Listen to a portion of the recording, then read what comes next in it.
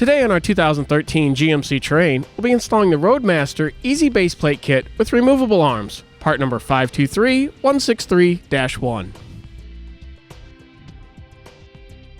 Now we'll go ahead and slide in the removable arms. There's a little notch cut out. We'll line that up and then we'll twist 90 degrees. We'll do this for both the driver and the passenger side.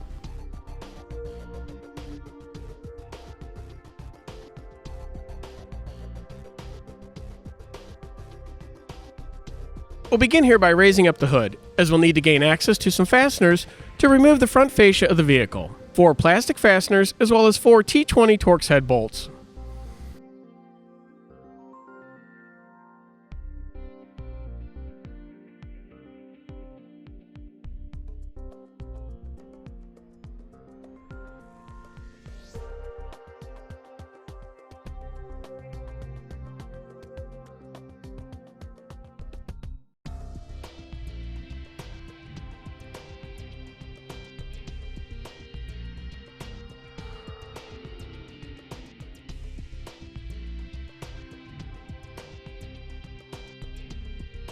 Next, we're going to need to go into each of the fender wells.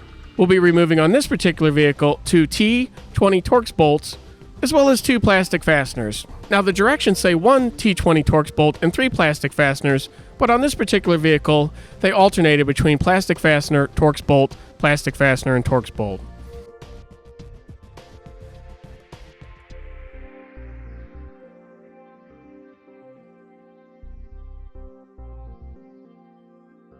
Next, we're going to need to go underneath and remove 2 7mm head bolts that attach the bottom of the fascia to the fender liners. There are 2 of these bolts on each side.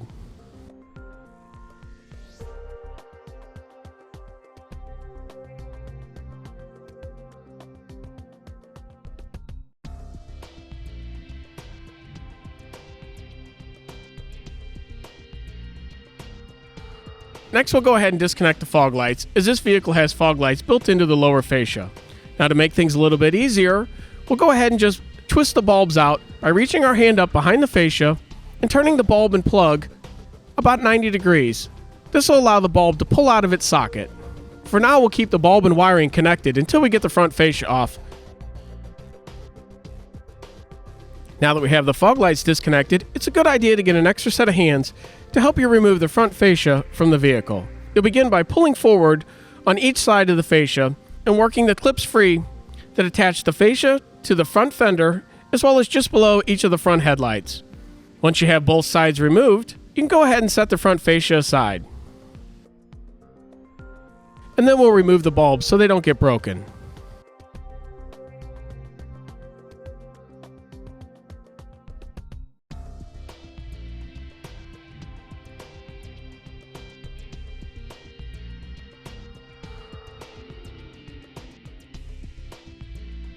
We're going to need to remove 2 10mm screws that attach the power steering cooler to the bumper core, as shown right here.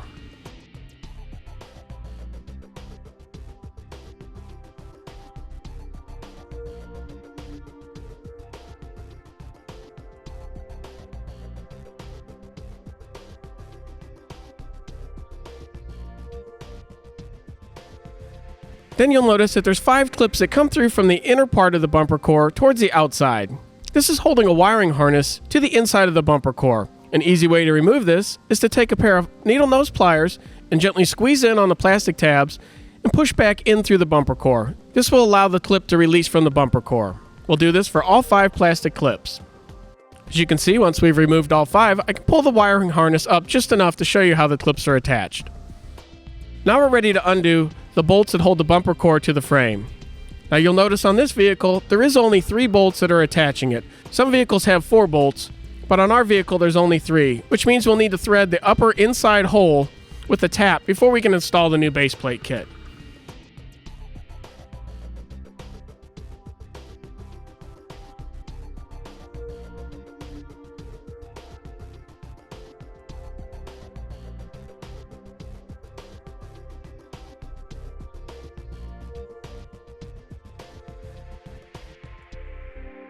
Now it's a good idea to get an extra set of hands when you get close to having all the bolts out of the bumper core. That way it doesn't fall.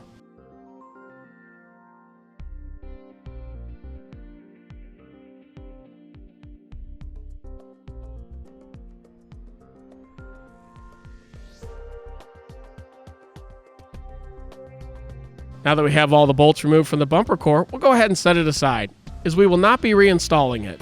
You will, however, be reusing the bolts that you removed.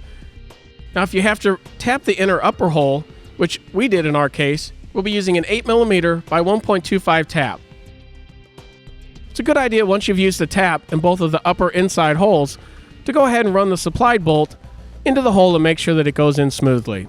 The bolt that you'll be using in this location is an 8mm by 1.25 by 35mm bolt, in addition to an 8mm locking washer and 5/16 flat washer. Now we need to go ahead and undo two more little plastic clips that help hold the wiring harness in place on each end of the frame rail. This will allow that wiring harness to move just enough to allow us to put our new base plate on. We'll also need to undo the clip that holds the ambient temperature sensor to the core support before we remove it.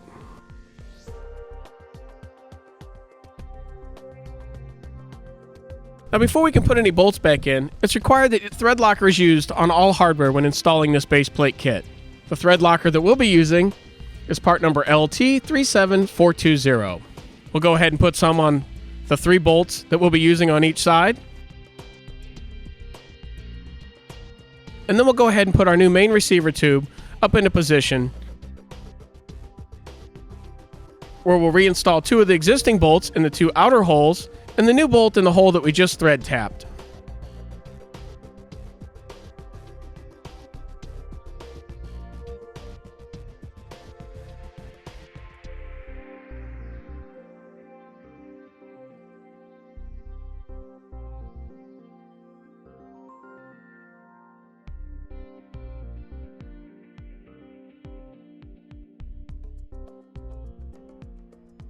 Once the hardware is installed in all 6 locations, we'll go ahead and tighten it down.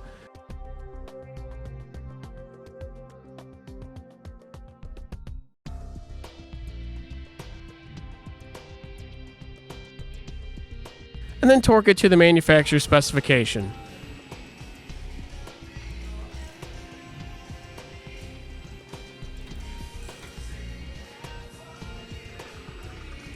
Next, we'll go ahead and start here on the driver's side underneath.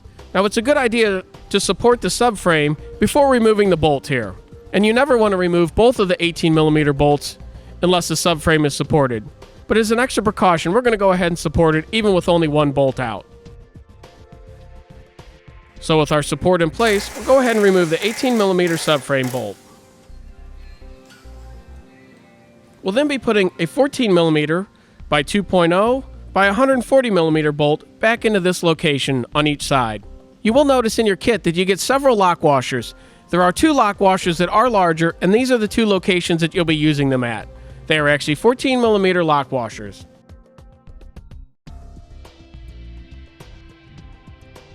We'll then need to put the 2 forward bolts in that line up with the main receiver.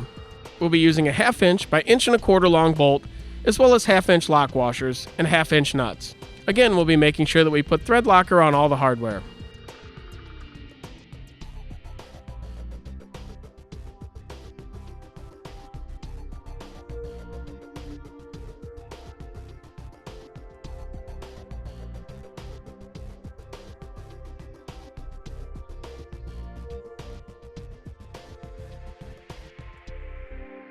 Once we have the hardware installed, we'll go ahead and tighten down all 3 locations.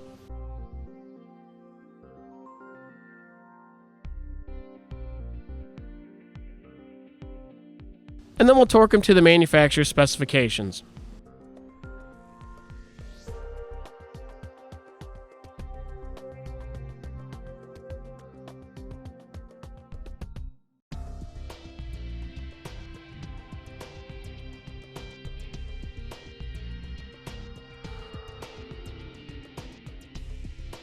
We'll then go ahead and repeat the same steps we just did for mounting this bracket here on the driver's side over on the passenger side.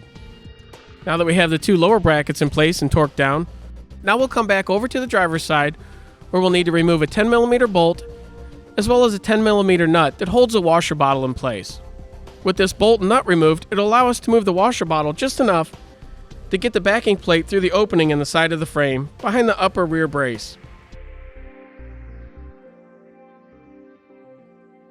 Now you'll notice that when you try to put the upper brace in over here on the driver's side, that it'll hit the edge of the AC line. You will need to bend the AC line down just slightly, making sure that you use extreme caution when bending this so you don't move it too much and break the line. You want to make sure that the line does not come in contact with the bottom of the upper rear brace. For the forward tube mounting locations on this upper bracket, we'll take our 1/2 inch bolt by 1 1/4 bolt, feed it from the top down, put the 1/2 inch lock washer under, followed by a 1/2 inch nut. Now the rear hole on these upper brackets, we'll be using a 1/2 inch by 1 1/2 inch long bolt, as well as a 1/2 inch lock washer and 1/2 inch nut.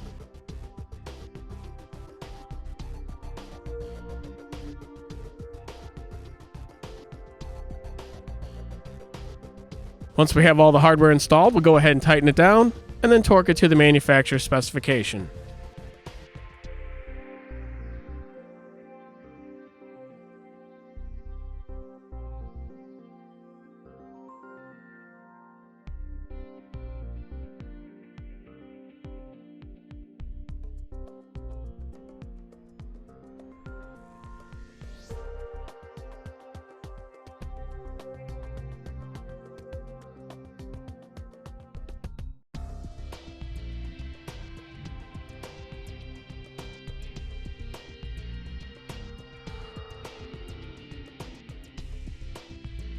We'll repeat this same process over on the passenger side, but we won't have to move an AC line over on this side. But you might have to move some of the wiring around just enough to get your bracket in place. There's just a few more things we need to do. We need to remove 2 slip nuts from the bottom of the bumper core.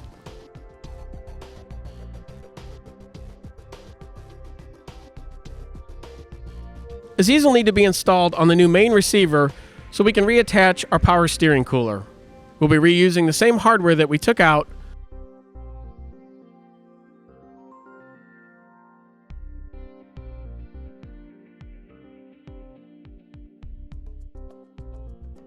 Now that our power steering cooler is remounted to our main receiver tube, next we'll go ahead and take a few zip ties, the ambient air sensor, as well as the wiring harness that crosses over the front of the vehicle using a few zip ties.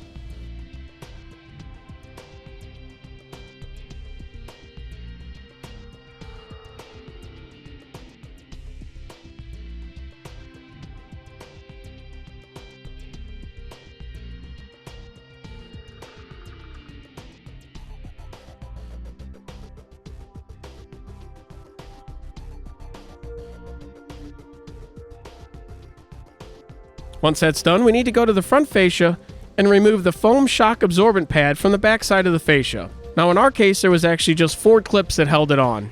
By taking a pair of needle nose pliers and gently squeezing in, you can pull the foam pad off from the back side of the front fascia.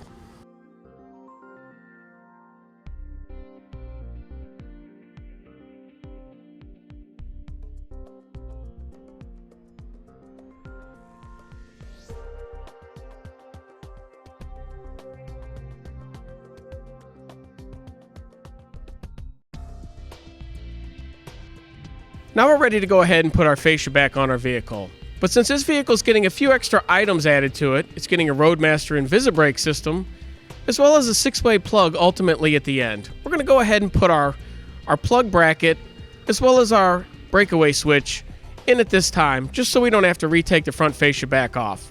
If you're not installing any of these, you won't have to install either of these 2 brackets, as the one comes with the other kit, which is part number RM8700, which is the Invisibrake system.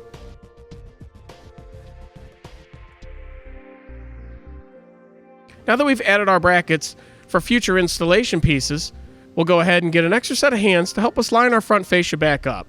We'll go ahead and snap the clips back in as it goes around the headlights, as well as ties in with the fender. We'll do this for both sides.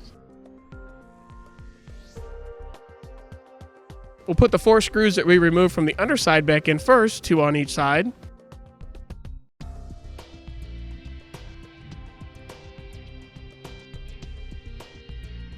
And then we'll put the 4 fasteners back into each of the wheel wells, 2 push fasteners as well as 2 Torx head screws. We'll do this for both the driver and the passenger side. Once that's done, we'll finally go up top and we'll put 4 push fasteners in as well as the 4 remaining Torx head screws. Now that we have all the fasteners back in, all that's left to do is put our fog light lamps back in. We'll go ahead and plug the bulbs back into the wiring harness, and then we'll twist the bulbs and the wiring harness back into their housing. We'll do this again for both the driver and the passenger side. Now that we've got the front fascia back on and secure, we can go ahead and attach our 8-inch safety cables with the cable connectors or the quick links to the front of the receiver braces.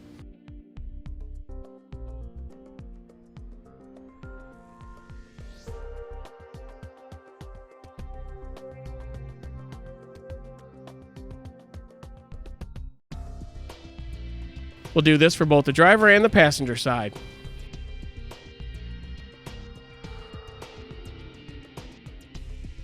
Now we'll go ahead and slide in the removable arms.